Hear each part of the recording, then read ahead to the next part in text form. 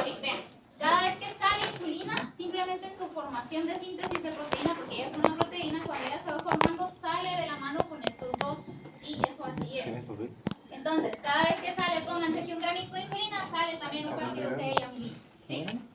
Entonces, el péptido C realmente me sirve más que todo como para diagnóstico de laboratorio. Pónganse que no puedo sacar insulina, no la puedo medir, pero tengo la prueba de péptido C. ¿Será que si el péptido C está alto, quiere decir que también la insulina está alta? Sí, porque salen los dos al mismo tiempo. Entonces es como un medidor o un marcador de cómo está la insulina. ¿Sí? Y aparte sí tiene ciertas propiedades antiinflamatorias. ¿Ok? Ahora, la amilina, ¿alguien ha escuchado que son depósitos amiloides? ¿O les suena de algo? Sí. Okay. ¿De qué es? Una lesión básica. No lo escuché muy bien porque hablaron en qué. Bueno, según lo que creo que es, el amiloide es como cuando las inmunoglobulinas liberan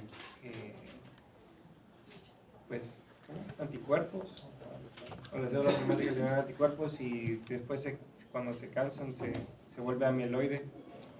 Okay. Y entonces se puede convertir en una lesión básica. Ok, va. ¿Qué dijeron por allá? ¿O no dijeron otra cosa?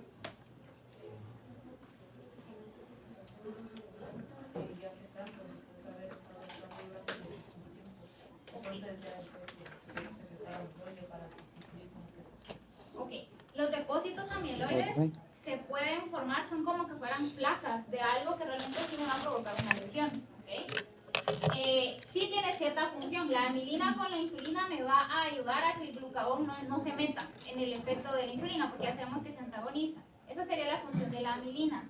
Pero aparte, si yo produjera mucha amilina, la amilina también se deposita en el páncreas. ¿Sí? Va como a parchar el páncreas, digámoslo así, o sea, se empieza a depositar en el páncreas, haciendo que algunas áreas ya no sean funcionales. ¿Sí? Y eso va a pasar cuando yo produzco demasiada insulina. Porque si produzco mucha insulina, pues también voy a producir mucha amilina, ¿sí o no? ¿Ok? Entonces la amilina en exceso al final no es buena, porque va a formar depósitos en las células, ¿sí? Y a la larga provocar lesiones. Entonces, ¿en qué casos voy a tener yo ese problema? ¿O en qué casos voy a producir yo mucha insulina? Una hipertensión de insulina. Una hiperglicemia, ¿ok? ¿Qué más? Eso es lo que fuera así como muy sostenida, pues. En Cushing, sí. ¿Qué más?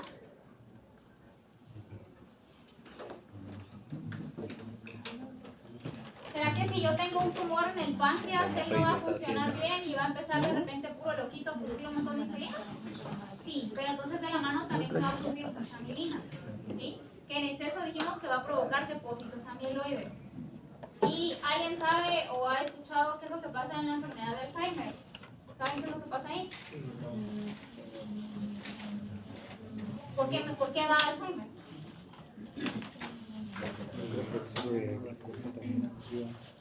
Es por depósitos amiloides. ¿Sí? Exacto, o sea, es como que algo que está bloqueando todo eso, ¿sí? Y está muy relacionado también con diabetes, por eso es que la diabetes puede propiciar a que tengamos Alzheimer, ¿ok? Porque vamos a tener más amilina que se va a depositar incluso también en el cerebro, ¿sí? ¿Qué dijo que era el péptido C? El péptido C es como un marcador solo para saber a qué nivel tenés tu insulina, porque si la insulina está alta, el péptido C también, y también tiene efecto antiinflamatorio. Entonces el amiloide es lo mismo que la amilina. Es que la amilina se va a volver en un depósito amiloide. Ah, Pero ok, sí, ok. a la larga también.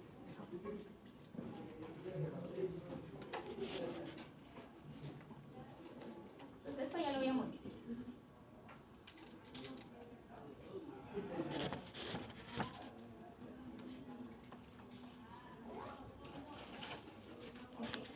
Acá nos quedamos la última vez, ¿verdad? Porque ya habíamos terminado de ver glucagón e insulina, ¿ok? Entonces vean, esto es solo lo mismo que ya vimos la vez pasada, solo que está como en esquemita, pero no está tan complicado.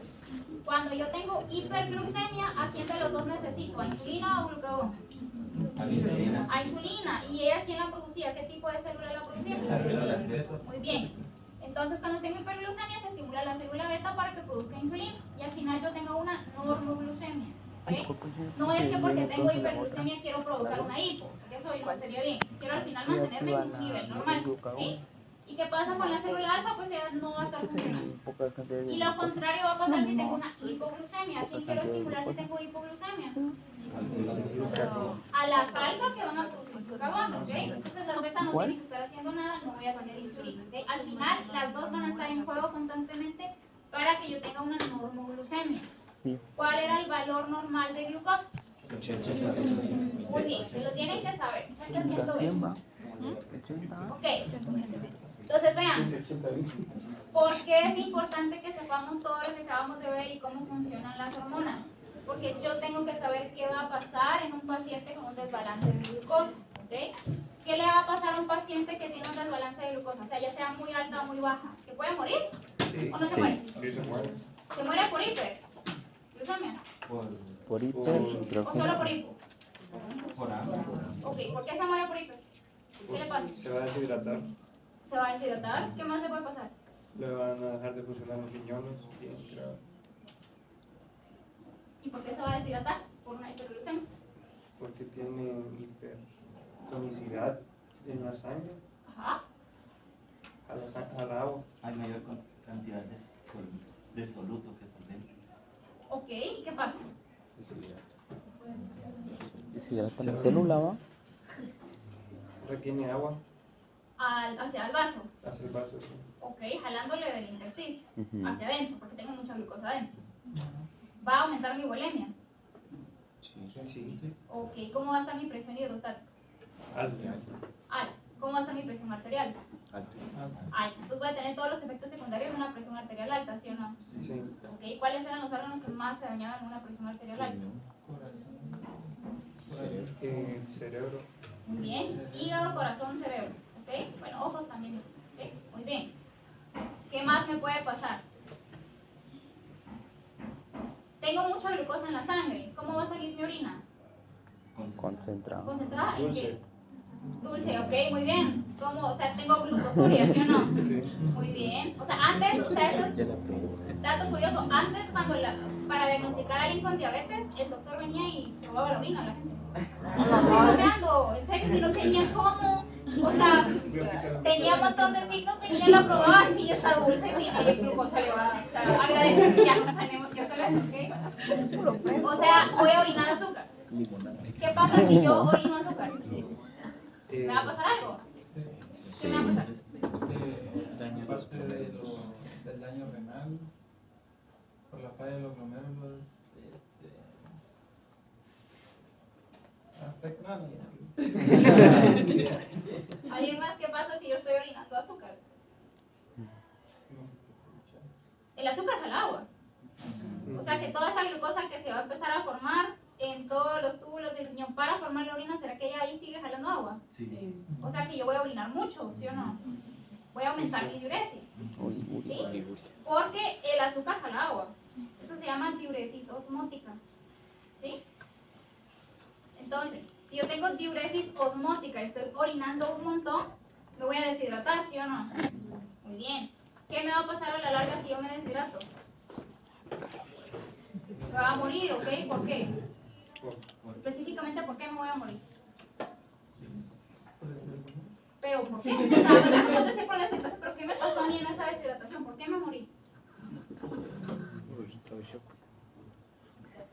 Podría ser. Por así decirlo, ya no son capaces de llevar a cabo sus funciones normales. Ok, ¿qué más? No está llegando suficiente sangre a los tejidos. Exacto, o sea, hay una mayor viscosidad de la sangre, ¿sí o no? ¿Sí? ¿Cómo está circulando? ¿Cómo está ese flujo sanguíneo? ¿Está lento? ¿Sí? ¿Cómo está entonces mi oxigenación? Mala. Baja. ¿Cómo voy a ver mi respiración? Acelerada. Acelerada, ¿ok? O sea, vean que ustedes me están diciendo todo eso por cómo van analizando todo lo que le va pasando al paciente y no por memoria. Así es como debe ser. Entonces, cuando yo tengo un paciente que tiene todo lo que ustedes me acaban de decir, yo ya voy a entender por qué la diabetes le provoca todo eso. Y voy a entender por qué cuando yo le pongo insulina se mejora. ¿Sí? Entonces, todo lo que me acaban de decir está acá. ¿Sí? Pero no es lo mismo que ustedes vengan y se aprendan esta lista a que ustedes simplemente por lógica ya la tengan en la cabeza. Simplemente por irlo analizando. ¿Ok? Entonces, todo lo que ustedes ya me dijeron. Entonces, vamos a empezar a hablar de otra hormona, pero les ¿Les quedó alguna duda con insulina o glucagón o todo bien? ¿Sí? Causaría enflaquecimiento. Sí. Aspexia. O sea, ¿o cómo has visto tú a los diabéticos? Ah, no conozco muchos. La masa muscular está baja. Está baja. ¿Por qué creen ustedes? Por No hay síntesis de proteínas. Porque si no está entrando insulina dentro de la célula, recuérdense que la insulina es la que me ayuda al metabolismo de todo. Sí. Entonces no tengo captación de aminoácidos para que yo pueda fortalecer ese músculo, para que él tenga su síntesis de proteínas. ¿Sí? Ok. Entonces, ya hablamos de páncreas. Vamos a hablar ahora de glándulas adrenales. ¿Alguien sabe qué hormonas se producen en las glándulas adrenales? Adrenalina. Adrenalina, cortisol, aldosterona, muy bien. ¿Qué más? No, la adrenalina. Eritropoyetina. Ah, no, No, eso es semilla.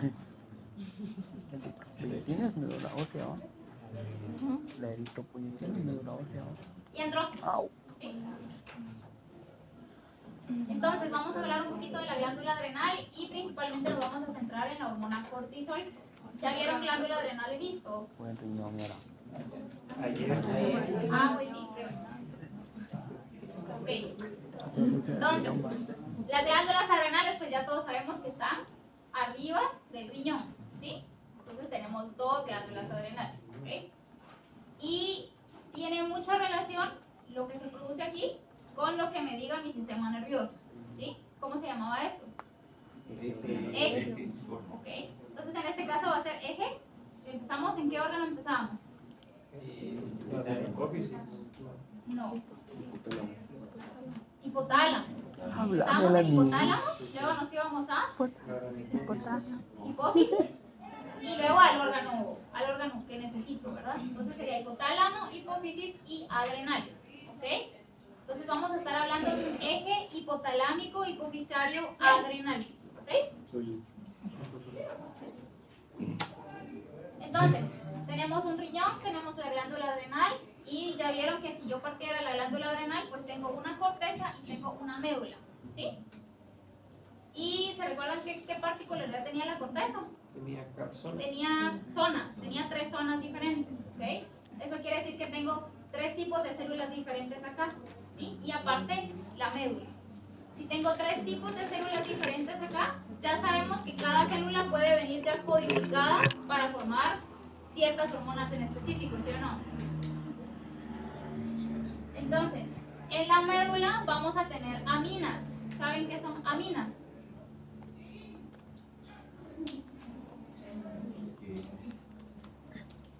No hay práctica integral.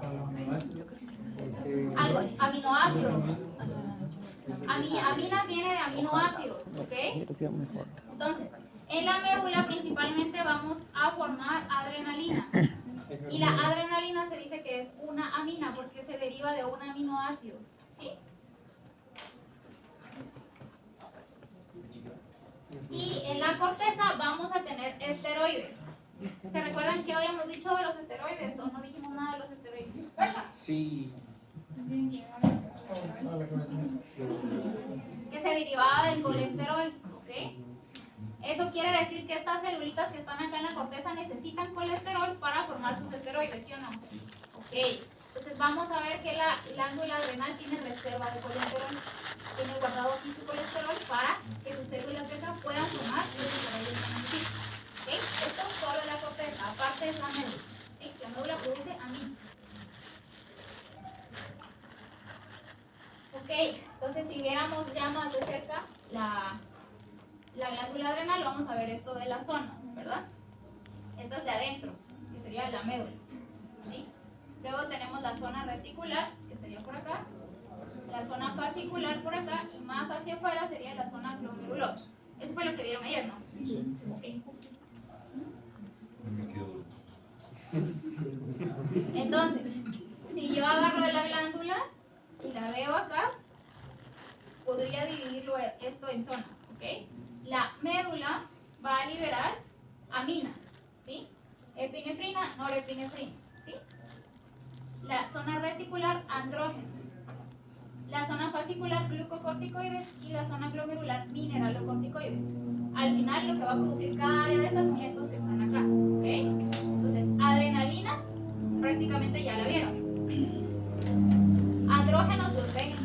producción, ¿ok? Glucocorticoides los vamos a ver ahorita. Y aldosterona, ¿qué es aldosterona? ¿Recuerdan?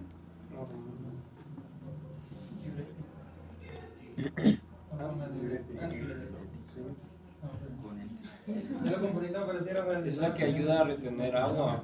Es lo que ayuda a retener agua. ¿Se acuerdan del sistema renina, angiotensina, aldosterona? Sí. Ok, entonces empezábamos en el riñón, ¿sí? Y terminábamos en la glándula adrenal para que produjera aldosterona, ¿sí? ¿Qué hacía la aldosterona? ¿Se recuerdan? Exacto. ¿Para qué? Para Para retener evitar eso. mayor diuresis. Ajá, Para evitar la pérdida de líquidos. ajá, ¿qué más? Tiene algo que ver con la presión arterial. También. Para subir mi presión arterial, ¿ok? Entonces, aldosterona realmente ya la vi. Entonces, vamos a hablar de los glucocorticoides, ¿ok? Y en especial del cortisol, ¿sí? ¿Por qué? Porque producimos estos tres, sí, pero el que más se produce es el cortisol y el que más efecto biológico o más potencia tiene es el cortisol en los mamíferos. En los reptiles y en roedores es corticosterona, ¿ok? Pero la función es la misma, ¿sí? Entonces, por eso nos vamos a centrar mucho en el cortisol, ¿ok? ¿Por qué es importante que entendamos lo que vamos a ver ahorita? ¿Alguien ha escuchado que se utilicen los esteroides? Todos lados.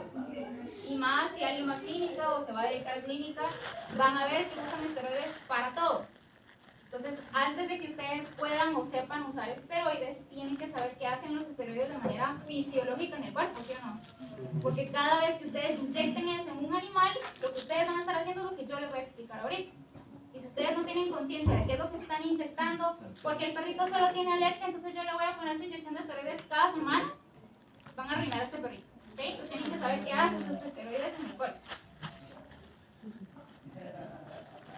Ok, entonces vamos a decir que el cortisol es una hormona lipídica.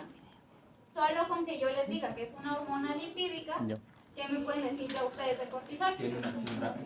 Tiene una acción rápida, ¿qué más? No se almacena. Un segundo mensajero. No necesita un segundo mensajero porque atraviesa directamente la membrana celular, porque es líquido, entra de un solo. ¿En dónde está el receptor para el cortisol entonces? Si él entra de un solo a la membrana. Puede estar en núcleo o en citoplasma, ¿ok? El cortisol también se le llama hidrocortisona, ¿sí? Entonces, si escuchan hidrocortisona, es lo mismo que cortisol, ¿sí? ¿Qué han escuchado ustedes del cortisol? En sí, en general, en la vida, para todos. Que es Que es la hormona del estrés, ¿ok? Entonces, si se le conoce como la hormona del estrés, por consiguiente o por lógica, ¿qué piensan ustedes que va a querer hacer el cortisol en el cuerpo si él es la hormona del estrés? Aumentar presión arterial, ¿qué más? Activa las funciones simpáticas. Muy bien. ¿Cuáles serían? Aumentar presión arterial, aumentar frecuencia cardíaca, aumentar frecuencia respiratoria, aumentar gluconeogénesis. ¿Será que el cortisol quiere subir o bajarme la glucosa? ¿Quieres Y quiere subir la glucosa, entonces va a hacer todos los procesos necesarios para subir glucosa, ¿sí o no? Sí. ¿Cuáles van a hacer eso? Glicólisis. Muy bien, ¿ok? Entonces ya solo con que yo les diga que es lipídica y que es la hormona del estrés, ven que ustedes ya saben la mitad de lo que hace el cortisol, ¿sí? Ok. El cortisol es importante en la regulación de todos los aspectos del metabolismo. Vean, el hecho de que le digan que es la hormona del estrés, ¿será que quiere decir entonces que yo no debería de tener cortisol? Porque nunca debería estar estresado. Siempre ¿Ok? O sea, el cortisol no es malo, para nada. O sea, ahorita le tiran de todo el cortisol, pero si yo no tengo cortisol yo me muero, ¿sí?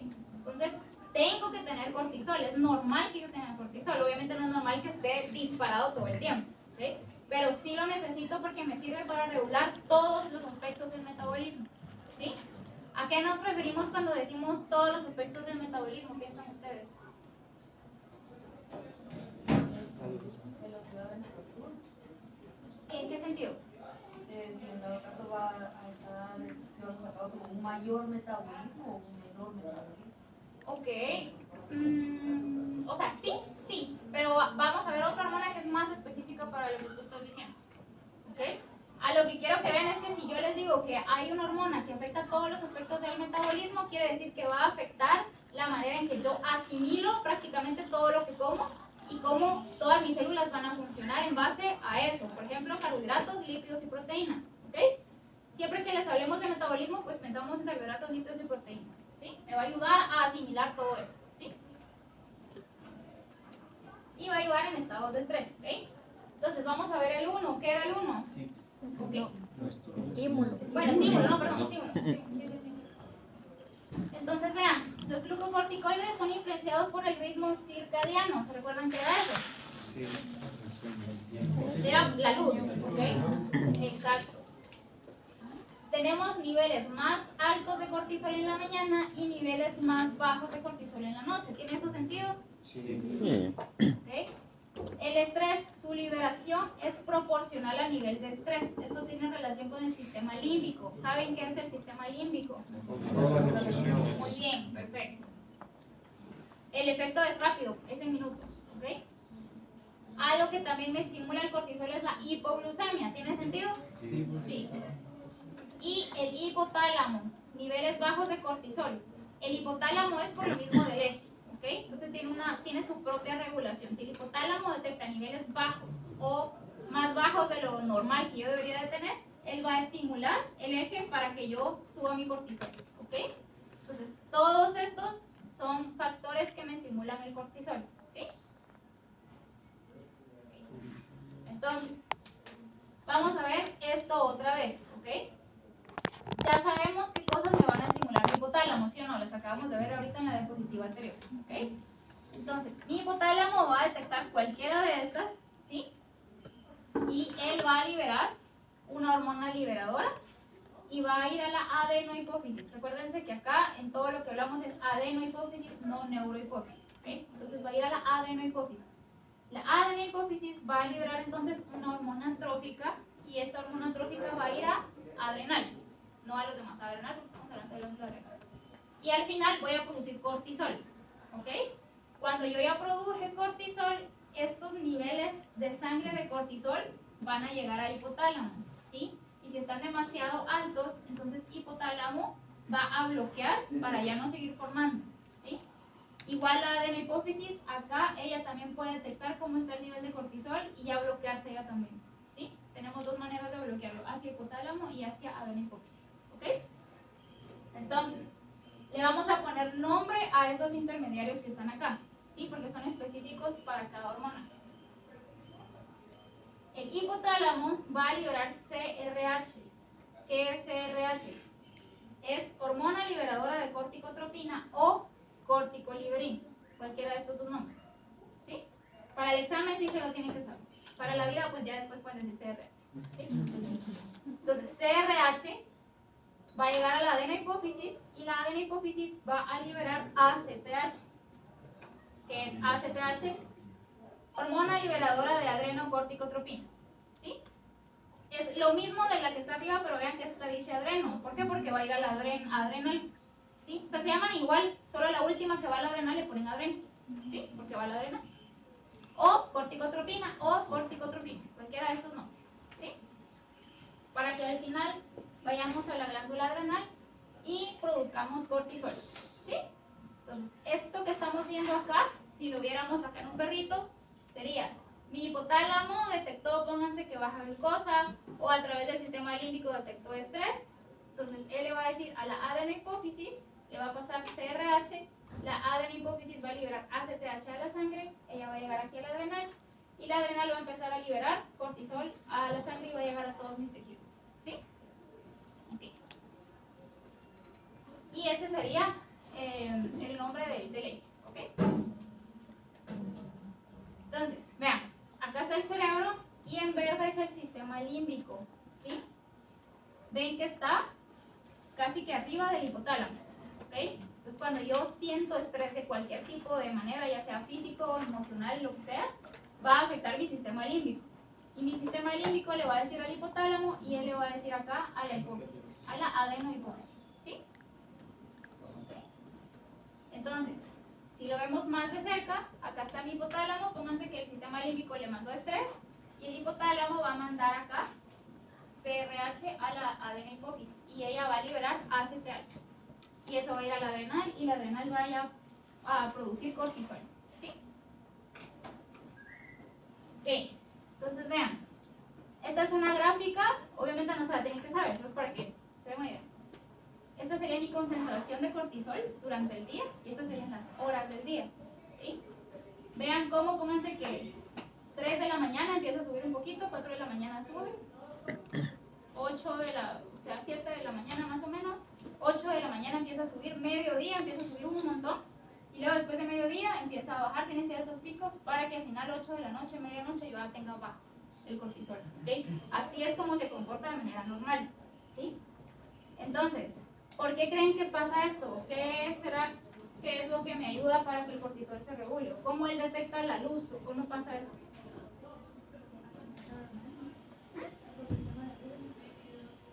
¿Cómo? La glándula pineal. ¿Qué pasa con la glándula pineal? No recuerdo ver. ¿Alguien se recuerda qué hacía la glándula pineal? No.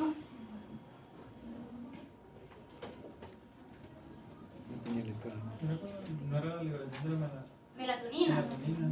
¿Okay? O sea, ¿no han visto que hasta venden gomitas de melatonina? ¿Sí? Para la gente que se pasa en grupo de dormir y se toma melatonina para dormir, o le dan eso a los niños para que se calmen y se duerman. Va, entonces, la melatonina antagoniza el cortisol. ¿Sí? Y la melatonina sí se libera dependiendo de qué tanta luz estoy recibiendo. ¿Sí? Entonces, por los fotorreceptores, dependiendo de qué tanta luz estoy recibiendo, ellos liberan cierto neurotransmisor hacia la glándula pineal y ella dice, ¿liberamos melatonina o no liberamos melatonina? ¿Sí? Entonces, si melatonina está alta, ¿cómo va a estar cortisol? Bajo. O sea que los niveles en el momento en el que yo estoy durmiendo, póngase 9 de la noche, tengo melatonina alta porque no hay luz. Entonces cortisol tiene que bajar porque ellos se antagonizan entre ellos. ¿Sí?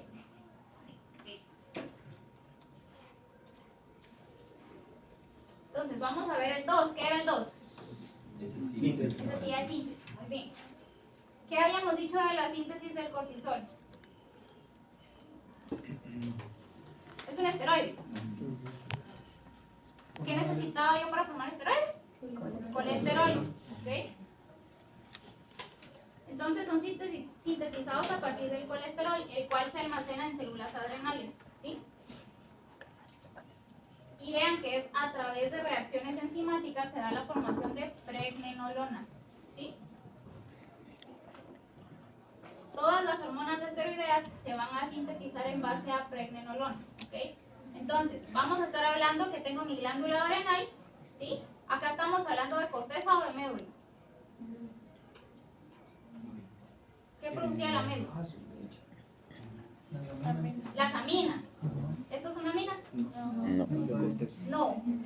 Amina sería adrenalina. Esto no es adrenalina. ¿Okay? Entonces, médula, adrenalina. No me importa ahorita la médula. No estamos hablando de médula. Estamos hablando de corteza.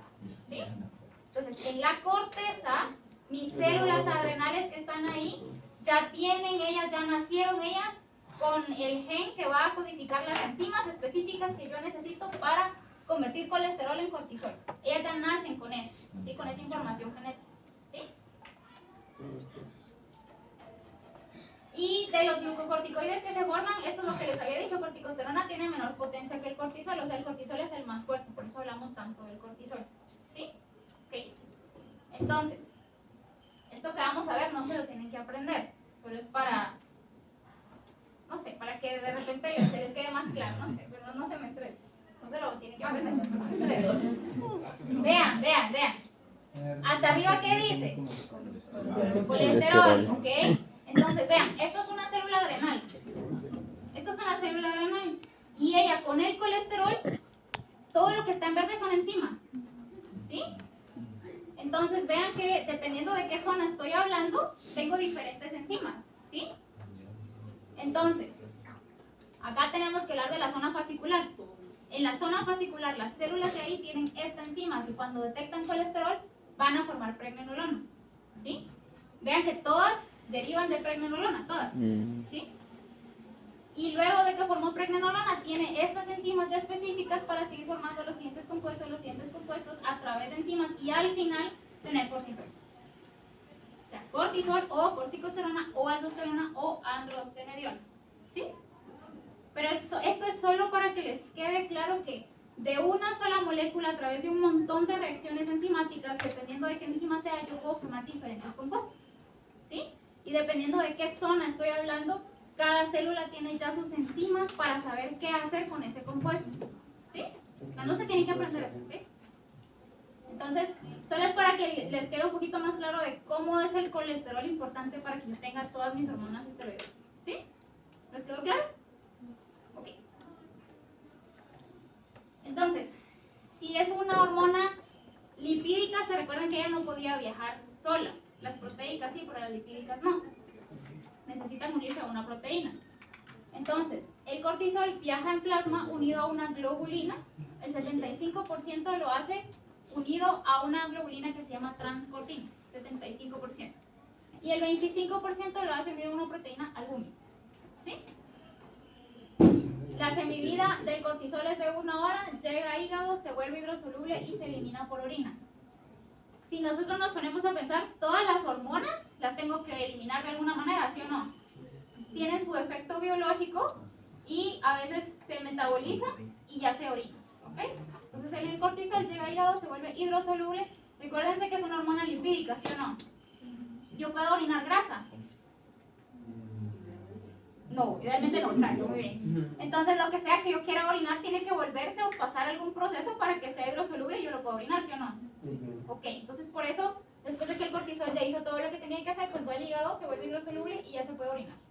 ¿Sí? Eso quiere decir que yo podría medir cortisol en la orina.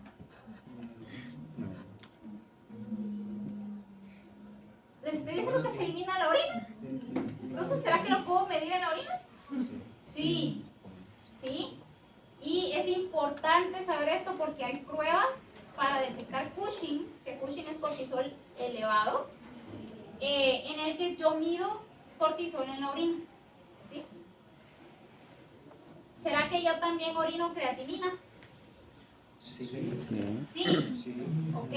Entonces, si yo orino creatinina y también orino cortisol, ¿será que yo podría hacer una relación entre esos dos para ver si los dos están orinando en cantidades normales? Sí. Ok. Y si yo de repente yo ya sé que yo tengo, pónganse, no es un ejemplo. Yo ya sé que yo tengo que de manera normal eliminar un 5% de creatinina. Y lo normal sería que si es un 5% de creatinina también sea un 5% de cortisol.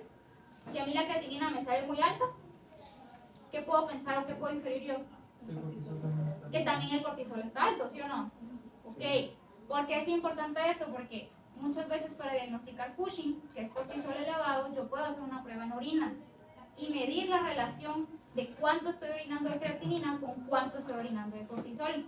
Y si la diferencia es demasiado exagerada o demasiado diferente entre ellas, yo ya sé que tengo problemas con cortisol. ¿Sí? Y no está tan difícil de entenderlo. ¿Sí? Pues, sí, sí. Entonces, ¿cómo va a llegar el cortisol a la célula blanca? ¿Cómo piensa? Atravesándola, ¿sí? ¿Y dónde van a estar entonces los receptores? El núcleo o el citoplasma, ¿ok? Entonces vean, esto es lo que ustedes ya saben. Tengo el cortisol, que serían estas chibolitas rojas, y ya dijimos que él tiene que viajar unido a una globulina o alguna albúmina. Entonces él viaja con la albúmina, detecta una célula a la cual sí es sensible para el cortisol, la atraviesa porque es lipídica, entonces pasa a su célula, y hay un receptor, pónganse que puede estar en el citoplasma o en el núcleo. ¿Ok? ¿Qué creen que va a pasar entonces cuando ya se unió a su receptor? ¿Qué va a hacer el cortisol? ¿Qué le va a decir a la célula que haga?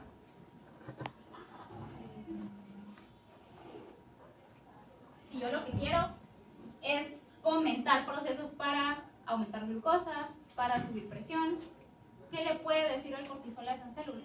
Que haga más proteínas para que se le pueda que haga más o proteínas o enzimas específicas para catalizar un proceso para que al final yo suba presión, para que yo haga catabolismo de proteínas, para que yo haga glucólisis, ¿me entienden? O sea, al final el chiste de todo es siempre hacer proteínas o enzimas. Solo depende de qué enzima o qué proteína y ya luego ya tengo una reacción. ¿Sí? ¿El 3 qué significa? Sí. ¿El 3? Entonces, Ah, si acción. hablamos en específico de los efectos del cortisol y dijimos que el objetivo es ayudar en Por eso la estados de tengo aquí, ¿qué estrés, crees vos? ¿qué creen Compa la ustedes traigo. que va a hacer el cortisol en el hígado? Glucogenólisis, Muy bien, ¿qué más? gluconeogénesis. Muy bien. ¿Sí? Glucogenólisis y gluconeogénesis.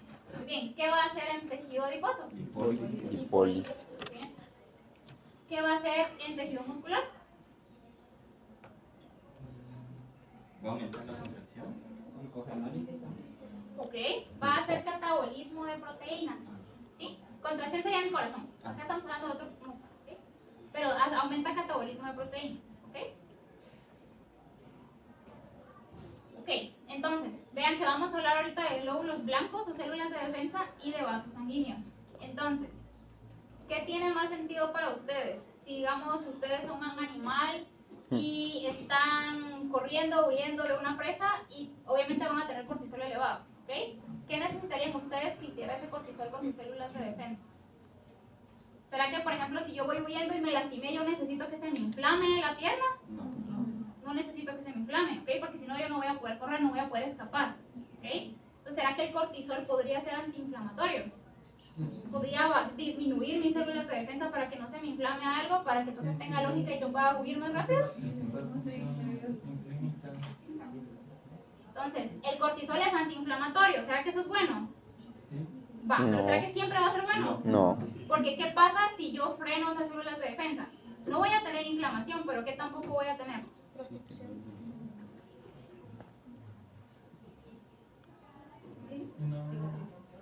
Sí, ¿pero qué más? Más importante. Sistema inmune. No voy a tener defensas. Ujú.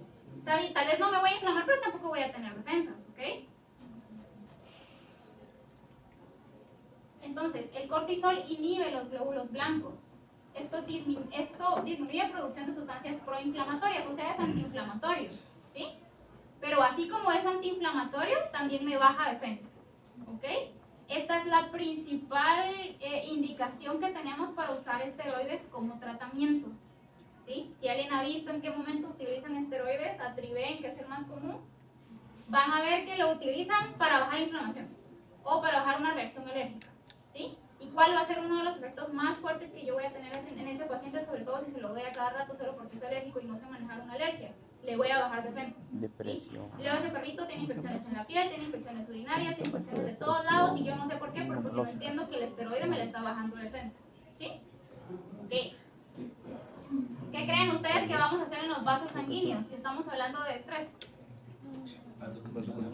Vasoconstricción. ¿Cómo creen que vamos a hacer esa vasoconstricción? ¿Se recuerdan quién me daba la vasoconstricción en los vasos? Ay, no sé. ¿Qué dijiste algo? No. ¿Quién me da la vasoconstricción en los vasos? Sistema nervioso. ¿El sistema nervioso quién? Simpático. Simpático. Muy bien. ¿Se recuerdan cuando vimos sistema cardiovascular?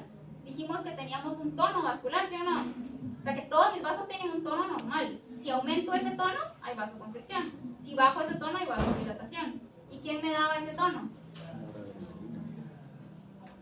Ya me lo dijeron, solo para que lo terminen de explicar. El sistema simpático, ¿ok? O sea, siempre tengo cierto nivel de sistema simpático para que mis vasos tengan tono, ¿ok? Entonces, el cortisol va a aumentar la sensibilidad de las neuronas adrenérgicas en los vasos sanguíneos, ¿sí? Mis vasos pues tienen nervios, ¿ok? Y ese nervio va a estar más sensible a la adrenalina gracias al cortisol, ¿sí? ¿Tiene sentido que si yo tengo cortisol elevado también tengo el simpático elevado? Sí, casi siempre los dos van a ir de la mano porque los dos van a ayudarme a hacer lo mismo, ¿sí? ¿Y qué va a pasar si aumenta la sensibilidad de esas neuronas adrenérgicas? Va a liberar adrenalina provocando vasoconstricción y ya sabemos que la vasoconstricción me va a aumentar la presión arterial, ¿sí? Y eso me va a servir en estrés, ¿sí o no? Sí. Muy bien. Entonces, lo que acabamos de ver son efectos del cortisol y lo que vamos a ver ahorita también son más efectos del cortisol. ¿Ok? Vean, acá dice que inhibe la captación y el metabolismo de glucosa en músculo y tejido adiposo. ¿Por qué será que el cortisol va a inhibir que yo capte y metabolice glucosa en músculo y tejido adiposo?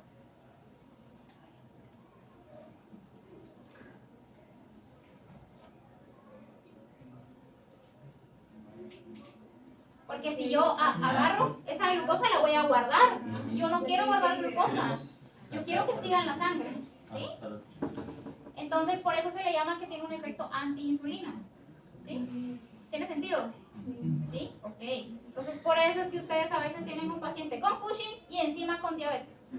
¿Qué pasó primero? No sé. A veces tienen las dos cosas, o a veces una provocó la otra. ¿Ok? Entonces tenemos que saber por qué pasa esto. ¿Sí?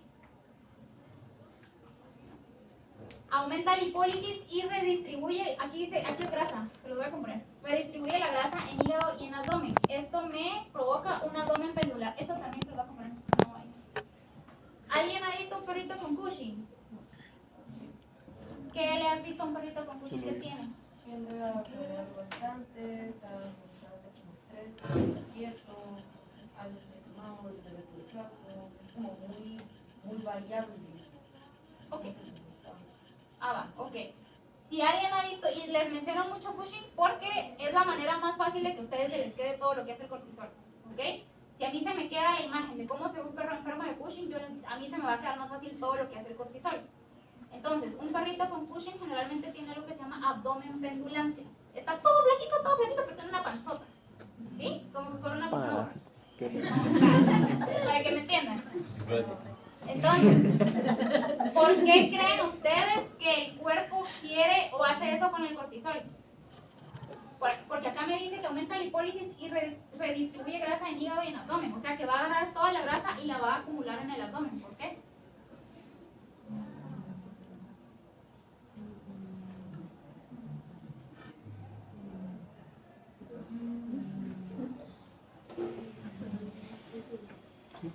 Porque si el cortisol es la hormona del estrés, es como que para que esté más disponible para mí la grasa cerca del hígado, donde más la voy a necesitar en momentos de estrés. ¿Sí? Por eso tienen un abdomen pendular. ¿Ok? Vean, aumenta diuresis, bloquea la ADH y eso va a aumentar el índice de filtración glomerular. Está bien si no saben qué es índice de filtración glomerular porque lo ven en la otra ficha. ¿Ok? Pero aumenta diuresis. ¿Cómo lo hace? Bloqueando la ADH. ¿Ok? Aparte me está subiendo la glucosa, ¿sí o no? Entonces tengo también diuresis osmótica, ¿sí o no? Tengo 2 días por las cuales yo voy a estar orinando un montón. O sea, por lo mismo voy a tomar un montón de agua, ¿sí o no? La filtración glomerular es de que no es que está filtrando mucho la sangre. Sí. Está bien. Eso. Suprime respuesta inflamatoria, prostaglandinas, leucotrienos y tromboxanos, pero esto baja defensas. Y ven que están subrayadas todas las cosas importantes. Pongan atención. Inhibe la liberación de histamina. ¿Alguien ha visto que en procesos de shocks anafilácticos, qué es lo que ponen? Antihistamínico. Pero un shock anafiláctico muy fuerte no voy a poner antihistamínico, no es tan fuerte. ¿Qué pongo? No, ¿qué más pongo? Casi siempre que viene un perrito piqueteado de abejas a la clínica, ¿qué es lo primero que le pongo? Una sonda. Les ponen Dexa. ¿Sí han escuchado Dexa? Dexa es un esteroide, ¿sí? Es que es análogo al cortisol del cuerpo, ¿sí? ¿Por qué? Porque el cortisol o los esteroides van a inhibir la liberación de histamina. Entonces en shocks anafilácticos uso una dosis de esteroides, ¿sí? Y también aumenta la producción de eritrocitos y no se sabe por qué o cómo es que hace eso. Aunque tiene sentido que si estoy en estrés necesito más eritrocitos. Ahora, ¿cómo es ese proceso o ese mecanismo? No se sabe, ¿ok? Entonces, solo para terminar, así se ve un perrito con Cushing, ¿sí? Entonces, ahorita que ya vimos todo lo del cortisol, ustedes también podrían incluso explicar todo lo que tiene este perrito y por qué. Tiene abdomen pendular. ¿Por qué? Porque hubo redistribución de grasa para que el hígado la tenga más disponible en procesos de emergencia. Vean que la piel es súper delgadita, toda la piel de este perrito es súper delgadita. ¿Por qué tengo piel delgada? Porque toda la grasa se acumuló. Porque tengo catabolismo de proteínas, ¿sí? Entonces estos perritos ustedes les ven la pancita y las venas se le ven súper bien. Todo el caminito de las venas porque la piel está súper delgada. No tienen masa muscular, ¿ok? Tienen problemas de infecciones de piel, se les cae el pelo por todos lados porque tienen tan bajas defensas por tanto cortisol o esteroides que tienen infecciones secundarias a cada rato, ¿ok? Toman un montón de agua, orinan un montón, entonces están constantemente deshidratados y por eso se le ven los ojos hundidos, ¿sí? Están bien deshidratados, ¿ok? Bueno, ya, o sea, con eso ya saben, ¿sí? Ok, entonces lo dejamos ahí. No vamos a tener laboratorio esta semana.